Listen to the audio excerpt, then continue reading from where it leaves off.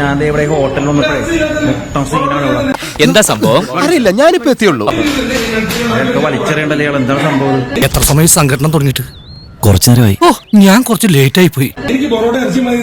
നമ്മള് പറയുന്ന സ്ഥലത്തേക്ക് വരും, പൊറോട്ട ഇറച്ചിയും മേടിച്ചുതരാം. നമുക്ക് അധികം ചിലവൊന്നുമില്ല ഉള്ളേ. സ്വന്തമായിട്ട് ഒരു പെണ്ണ് നടത്തുന്ന ഒരു ബർഗർ കട ദൈവത്തെ അലമ്പാക്കാൻ. നീ ഇങ്ങനെ ഹരീഷ് കിണാറിന്റെ ഫിഗറും വെച്ച ബാലങ്കനാരിലോട്ട് പെരുമാറില്ല എന്റെ ഗണപതി. മനുഷ്യനിവിടെ പ്രാന്ത് പിടിച്ച് നിൽക്കുമ്പോഴാ തനിക്ക് എന്താ വേണ്ടത്? അപ്പൊ അളിയൻ കാര്യമൊന്നും അറിഞ്ഞില്ലേ? ഇല്ല. എന്നാൽ ഇനി ഞാനത് പറയാം. എന്റെ പൊന്നടാവേ, എനിക്കൊരു സെലിബ്രിറ്റി കൂടെ ഉണ്ട്. എല്ലാവരും മമ്മൂട്ടി മോഹൻലാൽ വരെ തിരിച്ചറിയും. അവതാരപ്പിറവിയുടെ മുഴുവൻ രൗദ്രഭാവങ്ങളും ആവാഹിച്ച ആ മൂർത്തിക്ക് ഇപ്പോൾ പേര് എന്റെ പൊന്നു മച്ചാനെ, അലൻ ജോസ് പരേര. ആളെ മാറ്റി കഷ്ടപ്പെട്ടത് വെറുതെ. അലൻ ജോസ് പരേര. ഞാനാണ് കേരളം അറിയപ്പെടുന്ന, ഇന്ത്യ അറിയപ്പെടുന്ന സെലിബ്രിറ്റി അലൻ ജോസ് പരേര.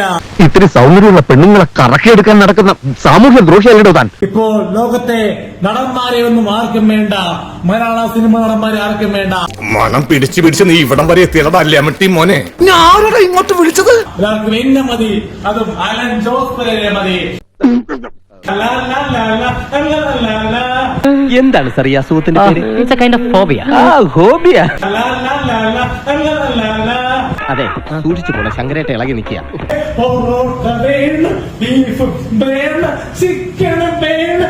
എന്തോന്നാടോ ഇത്? എവിടെ നിന്ന് കിട്ടിയോടോ ഈ ഉണ്ടാക്കണേ? ഇതാണ് സെലിബ്രിറ്റി.